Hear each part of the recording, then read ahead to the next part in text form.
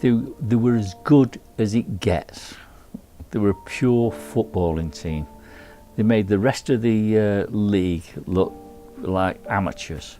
We were that far behind Real Madrid, but Real Madrid were a much more mature team with the likes of Puskás, Hento, Di Stefano. That's the sort of league that we're at. We would have been beating them within a year. They were that close. All the players came from the UK or came from Ireland.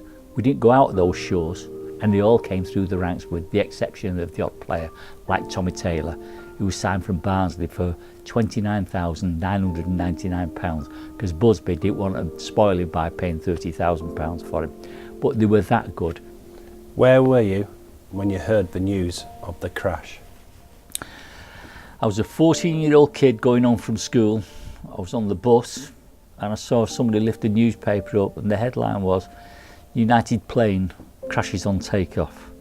I saw the headline on that and quite honestly I didn't believe it would be serious because they were taking off. I thought, you know, the wheels had fell off or something like that. I never expected for it to be the disaster that it turned out to be. Manchester was a very, very sombre place for a long time.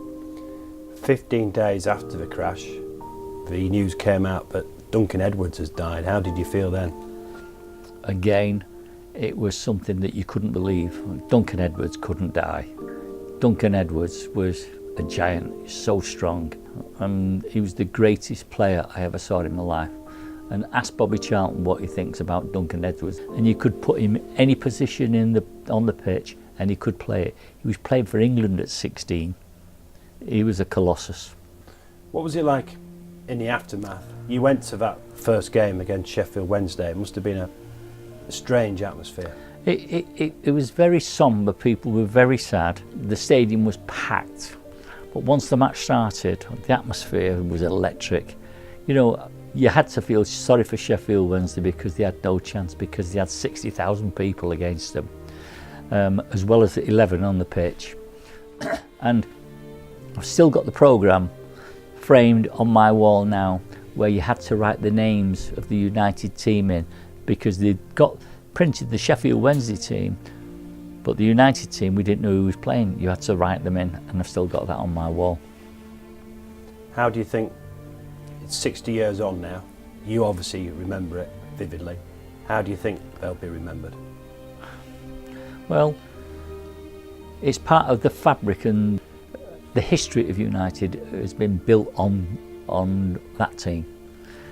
I think Matt Busby was treated like a god. He was one fantastic manager. Jimmy Murphy, his coach, who was behind him, who got very little credit for it, was always a great number 2. And when Matt was in hospital, in the oxygen tent in Munich, Jimmy Murphy held the reins, held it together for him, did a lot for it. And I think those two people, with directors of the Edwards family, they stood together, and I think they've built Manchester United. I think the history there is as strong as any club in the world. You know, you think, what did we miss? Because I'm being selfish when I say what we miss. As supporters, we were deprived of the greatest football team in my lifetime.